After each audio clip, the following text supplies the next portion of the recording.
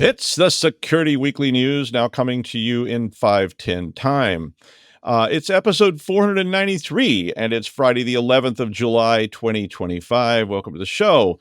Last week was the 4th of July, and it was the first of the cat emergency vet visits. So, I'm sorry I missed it, but hopefully it's the last emergency vet visit because the cat ER is about as much fun as the human ER.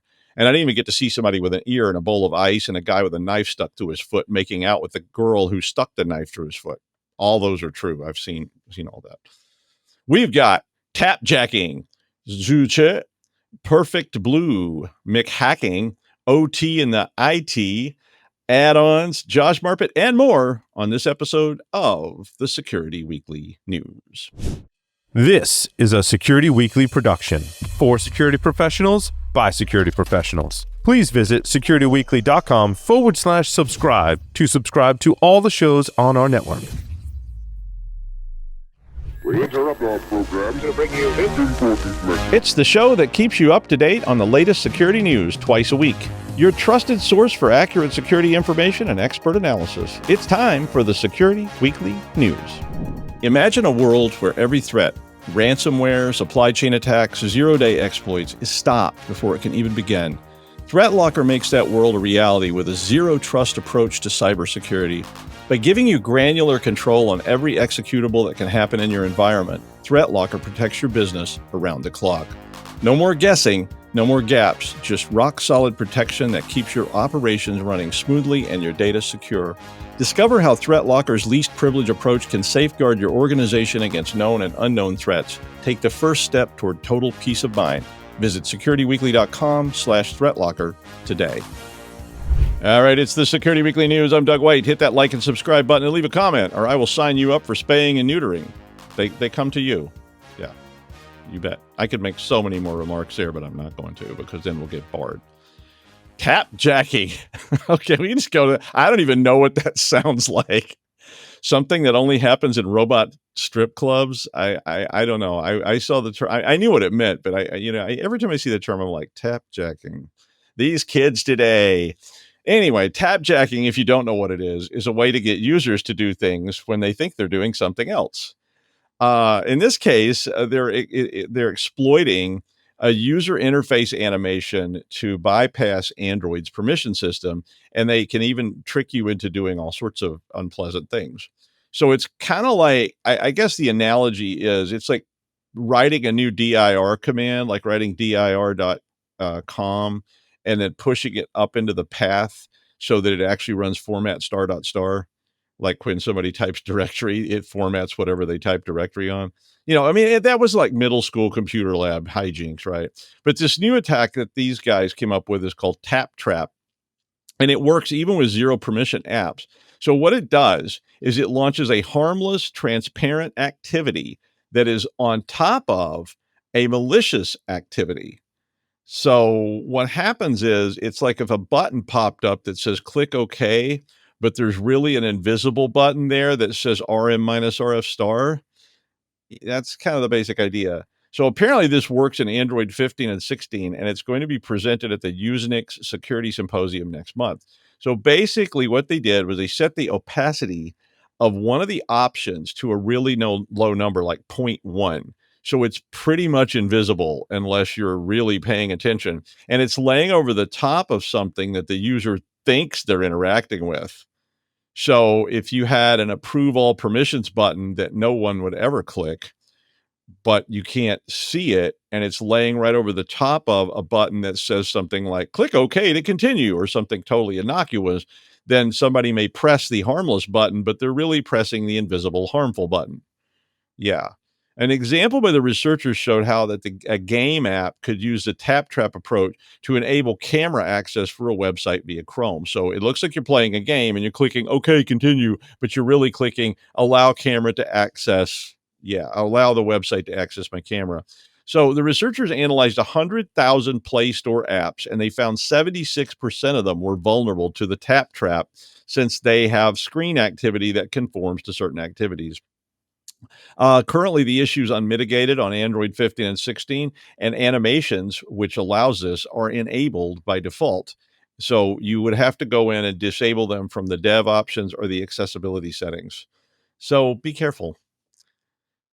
Almost a dozen malicious extensions with 1.7 million downloads in the Google Chrome Web Store could track you, steal your browser activity, or redirect you to possibly unsafe, right, they're definitely unsafe addresses. Most of these things, and they have been removed as of this morning, but most of these add-ons do what they say they. I mean, that's sort of the catch is that it looks like a valid app and you want to use it and you say, okay, and it's working. So you don't get too suspicious, right? I mean, that's the best kind of malicious thing to build. I mean, you 3D print a cleaning robot and it actually cleans. Hey, Rosie, get over here. The cat puked again. But it also sends video of you to a guy named Ted in Johnstown, PA. I mean, most of these add-ons are things like color pickers, which I don't exactly know what that is. A VPN, obviously we know what that is. Volume boosters, because it just can't get loud enough. Or emoji keyboards, because, hey, we always need more emojis. But it could be literally anything. I mean, we've seen these things put up for everything and anything. Photograph enhancers, you name it. There's an app for it. There's an add-on for it. And of course, all it takes is me to recompile this thing, embed what I want in it. So after the researchers report them, usually Google takes them down. But how often have they already been downloaded? And there's no mechanism to warn people about things that have been taken down. And then how often do they reappear shortly with some new title? Things like free weather forecast, unlock Discord anywhere, dark theme for Chrome, unblock TikTok because you just got to have it. I mean, there's millions of downloads on these things, and all of those were things that were on this list. So, and we all have that friend that immediately downloads and installs an app or an add-on the minute they see it. Make your screen drip blood, download the Armageddon add-on for Chrome. I mean, it's not a bad idea to check your extensions pretty regularly and see what all's there that you might have accidentally clicked on. That's sort of I don't really like extensions. And so I just usually check the extensions list to see if things have gotten added and then, get rid of them. But if you're not using them, but I would really severely limit your add-on addiction anyway, even for your employees, because you probably need some kind of vetting process for these things. And maybe leave them. One of my personal policies, I don't download any add-on that hasn't been out for at least like 6 months. And, and then I read a lot of reviews and I search for it to see. And I like I say, I don't use many add-ons. I mean, or you could just go crazy and download all of them. Maybe they'll compete with each other. How about a cleaner app? I mean, this has happened before too, right? It's a cleaner that's going to protect you from bad add-ons. And it's actually one of the bad add-ons. How many millions of downloads would that get? That's more my style of malware. If I was writing malware, that's what I would be writing. It's like, clean your system, download here. And then, it does. It cleans it up, gets rid of all the other add-ons, and then puts a really nice fancy new one in there that enables me to look through your camera whenever I want. What are you doing right now? Uh-huh. There's a fast food restaurant chain called McDonald's, and they have a hiring app service called McHire. Much like Fortinet, who puts Forta in front of everything, FortiGate, FortiWall, Forta everything. McDonald's puts Mac in front of everything. So so it's like, hey, John, can you clean the McToilet? Somebody McPuked all over it. Get the McMop. Well, the McHire service was compromised by researchers last month, and they were able to expose more than 64 million records. Now, I could tell you that they spent years uncovering a low-level kernel exploit that allowed them to slowly rewrite the machine code and create a backdoor so they could get in, but that would be a lie. Although that's pretty popular these days. I can just make up whatever I want. This is harmful. Don't use it. Like, wait, the science says it's, let's not go there. But instead, what did they do? They just used they guessed a username and used 1, 2, 3, 4, 5, 6 as a password, and I'm in. Applicants' conversations with they have a chat bot. So there's this thing called Olivia hiring chat bot, and the conversations with applicants were viewable from a test account that they created, according to Ian Carroll and Sam Curry in their blog. Olivia was built by Paradox AI, and they said that the password was a legacy password for a test account. Yeah, remember those in the 1980s? Like way back then, and people were like, this is called a maintenance hook, son. If you type 1, 2, 3, 4, 5, 6 on port 605, you get right into the mainframe. Yeah, well, we still have them. I mean, you need to test these apps, right? You're McDonald's. You have a McTesting division. You probably have McPen testers. I mean, get the McPen testers to go McPen test the McApps. Geez. And I mean, weak and vulnerable passwords, top 10 OWASP issues with a bullet. I mean, I get it. It's hard to clean up after you build something, and sawdust goes everywhere, but you have to do it. Get a vacuum. But Doug. They Yeah. used the McPassword. Yeah, they used the the default McPassword. So McParadox did say that most of the information in the 64 million plus records did not have any McPersonal information, but the researchers did find 5 records that had phone numbers, emails, IPs, and names. That's a pretty small percentage, but man, I don't know how hard they looked. I mean, what does a chatbot even ask you in an interview? Have you any experience cleaning McVomit? Have you ever used a McSqueegee? Have you ever been convicted of a McCrime? It probably seems pretty weird. Of course, knowing chatbots, it immediately goes full on raceless and calls itself Mecha Hitler. Who knows? I mean, I never expected to see the word Mecha Hitler in as many headlines as I did today. But I never worked for a chain of anything. I always worked for these like entrepreneurs who were like, son, this is going to build character. And my old bass player worked at Taco Bell on the drive-thru. They kept trying to promote him because he was so good at the drive-thru, and they would say, "We're going to make you assistant manager, Tracy." And then he would say random words on the microphone until they like busted him back to drive-thru. Like, "Would you like a side of oleums with that?" "No oleums." Just regular oleums. Or do you want other oleums? "No, not olives, oleums." Yeah, and then they would put him back. Obviously, our band was quite successful. You're not going to like this.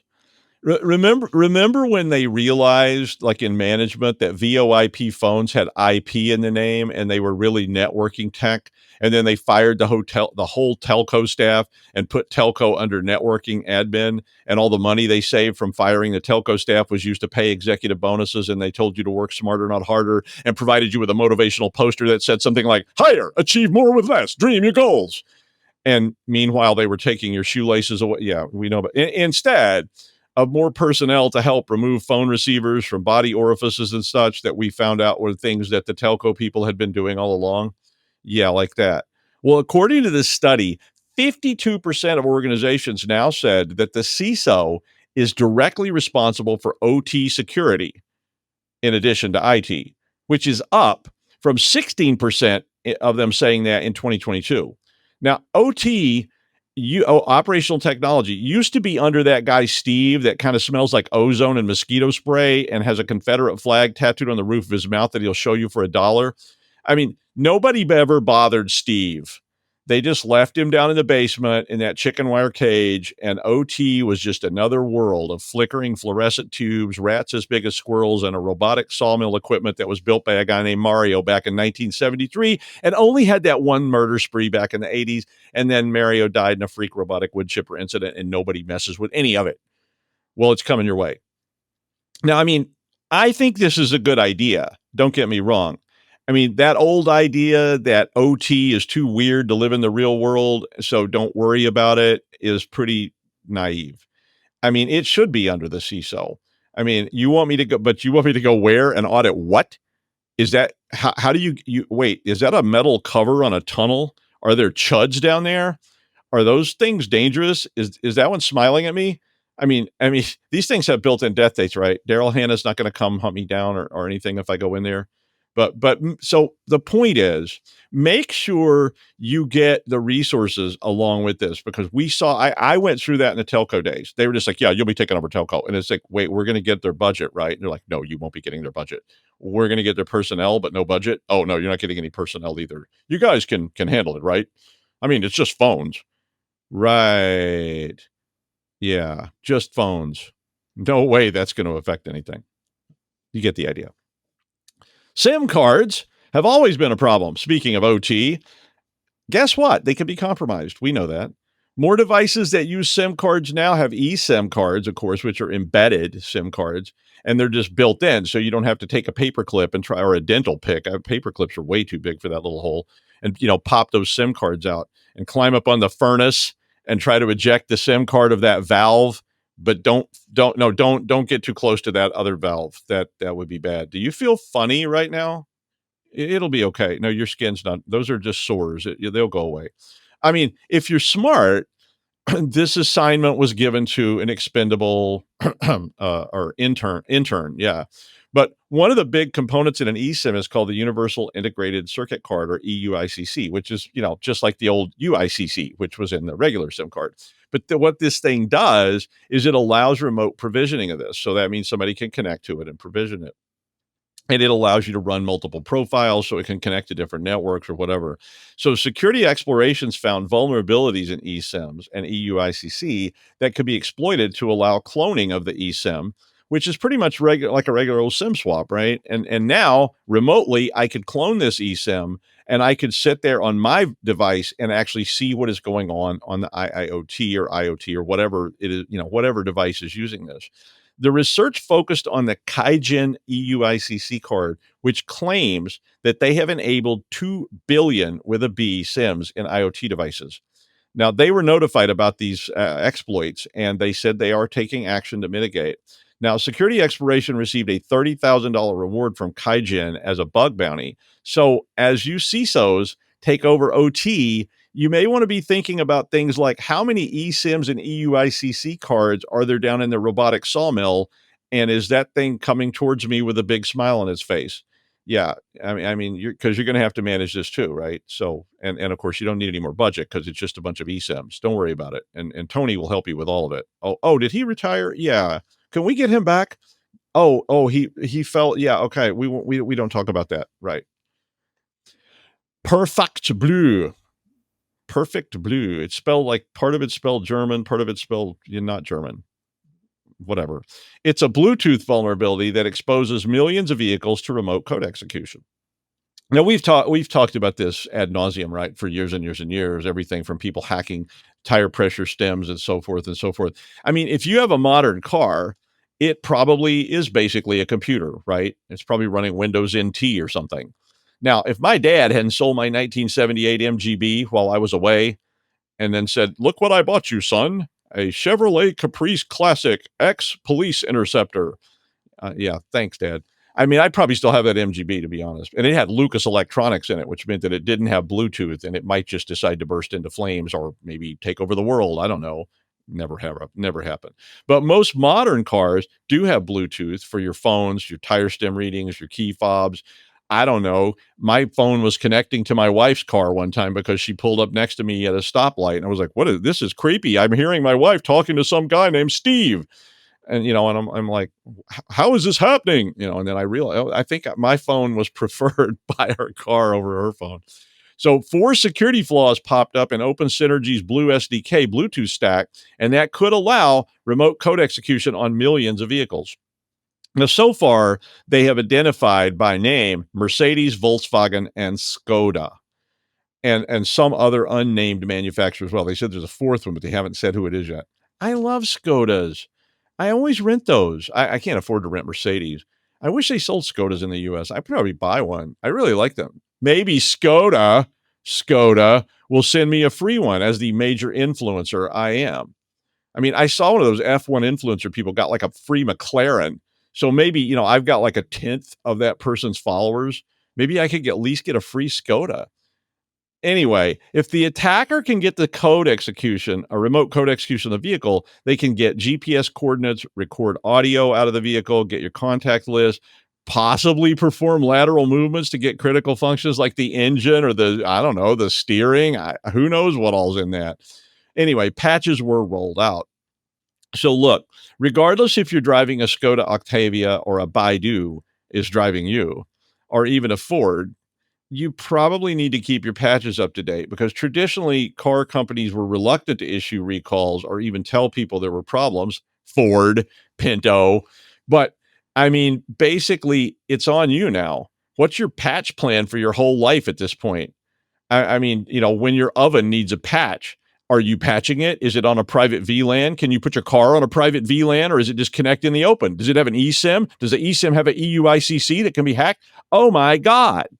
Like, I think we're all just going to have to live in a bunker. Seriously, Skoda. How about a Kamiq? I like those. I'll drive it on the show. I'll do the show from inside of it. Just call me. All right. We knew this was going to happen. Just like chatbots going full racist, AI was going to be used for unsavory things.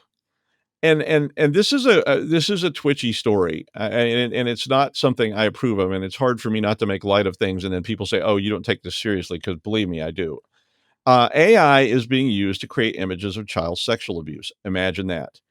I mean, new tech means that you can describe just about anything your bizarre heart desires, and you can get movies, audio, drawings, cartoons, you name it. And of course, someone is creating images of child sexual abuse and child pornography. The Internet Watch Foundation reported that they investigated and collected 1,286 AI generated videos of child sexual abuse imagery this year so far, so like halfway. In 2024, at this point in the year, they had only collected 2. So this stuff is going to proliferate. I mean, the era of customized pornography, legal or illegal, is upon us. And they are going to start selling customizable porn that's created using, deep fake algorithms and whatnot. And AI generated porn is going to be like the new standard, and it's got quality and so on. So why even bring up this unsavory topic on this show? Well, the reason I did, I think you need to start thinking about policy and, or law, depending on who you are. I did this case where an employee was doing some really unsavory things at work. It did not involve child pornography, but it involved some very politically unpleasant things. It was a Nazi. And there was no policy at the company about this. And the person's argument was that what I'm doing is not illegal. I can do what I want, and there's no policy at work that says in my own time using work equipment, I can't do this stuff. And they were very concerned about trying to fire this person. So what is your policy about all this?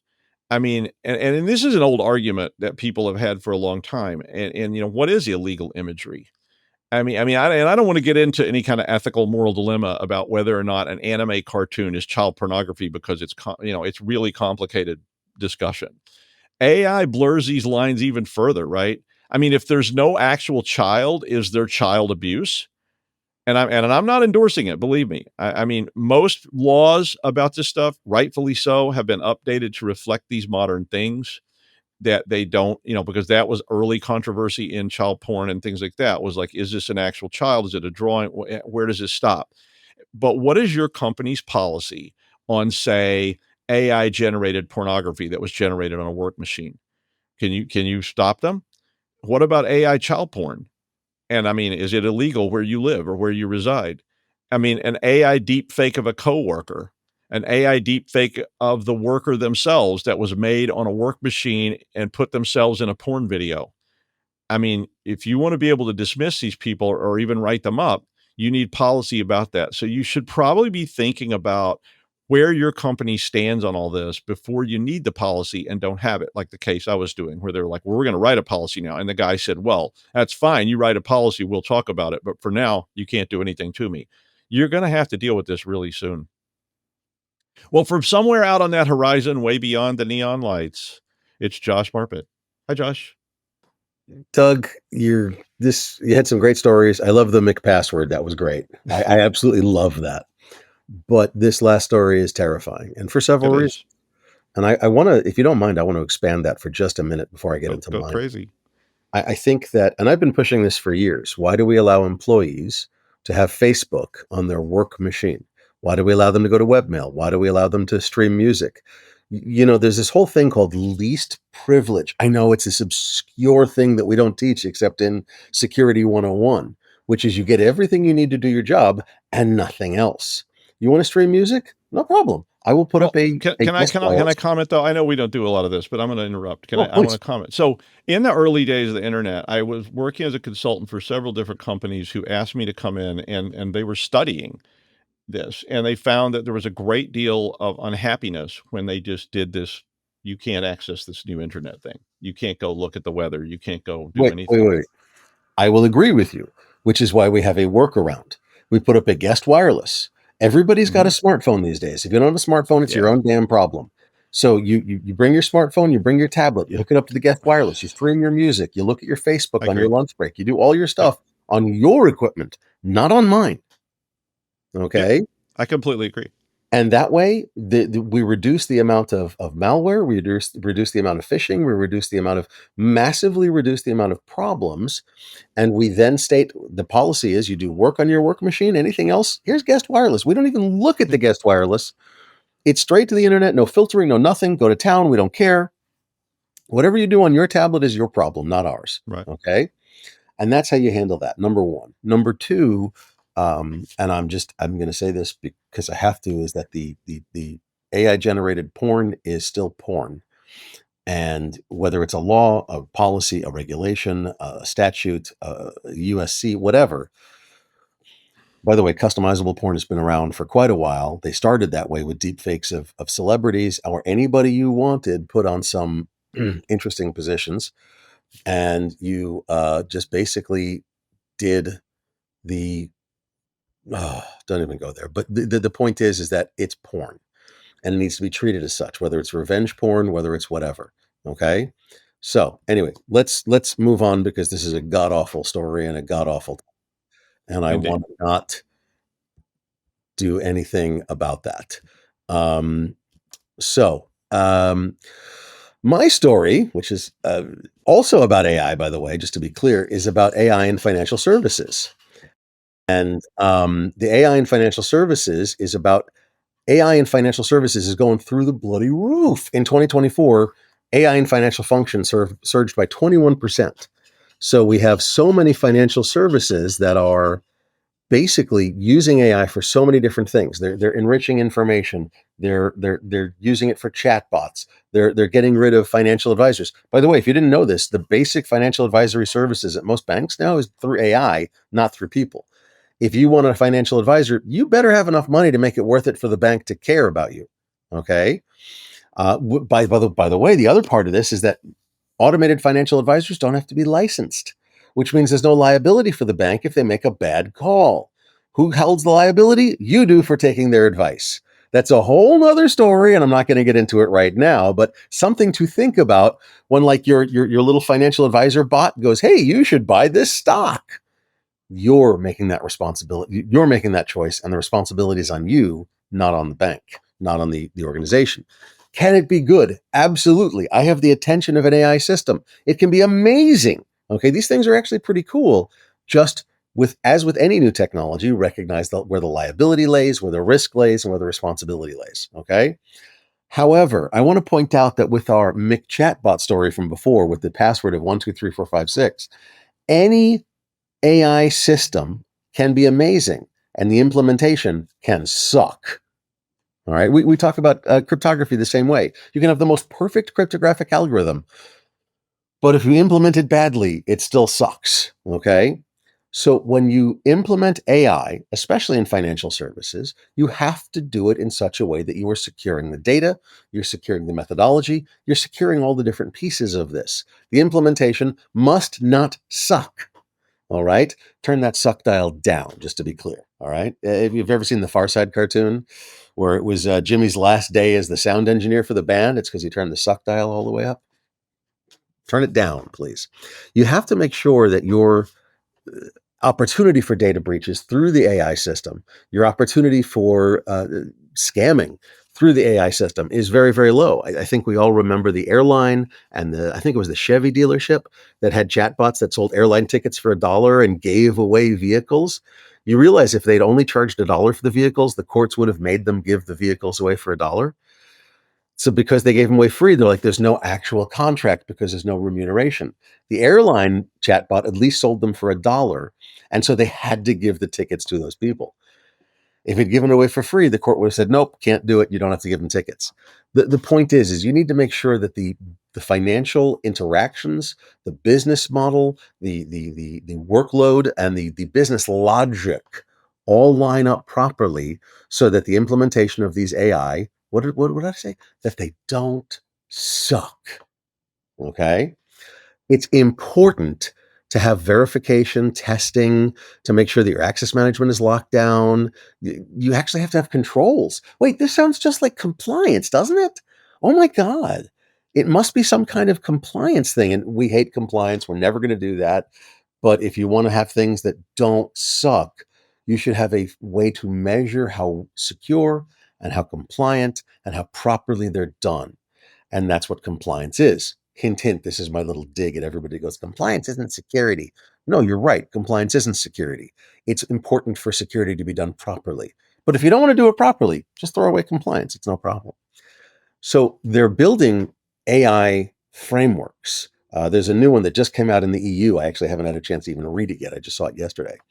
But they're coming out with AI regulatory frameworks all over the world, which means that as you build AI, you must understand that you have to read the frameworks and follow them as best you can and work with the regulatory organizations in order so that you and your AI in your financial institution, protecting God knows how many billions of dollars and God knows how many millions of records, doesn't suck.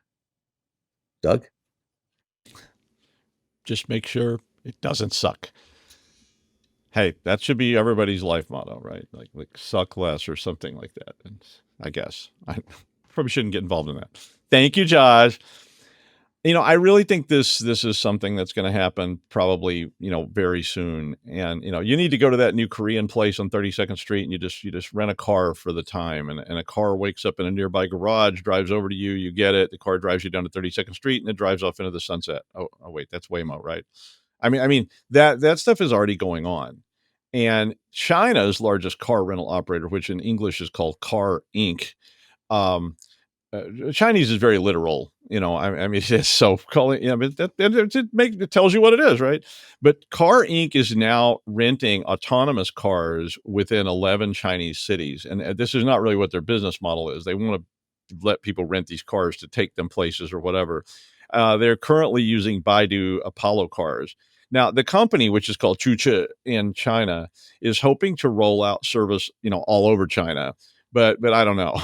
I mean, I've driven motorcycles in China. It was exciting, but they wouldn't allow foreigners to even drive a car back. I don't know if they do now or not, but they wouldn't. When the last time I was there, you hire a student. You go to the local university, you hire a student for a very low price, and they drive you around in some car. It might not be that great, but it's super cheap. But basically they're renting cars so that and the idea, I guess, was that you want to take a multi-day trip out into the country. So you rent a vehicle from them and the car just drives you there. Now it's electric. So that's sort of an issue, with I've been in the Chinese countryside and the infrastructure is not always what you would hope, especially if you have so you take the car up to Jingshangling, which if you've never been to Jingshangling, I really encourage you to go there. It's really cool.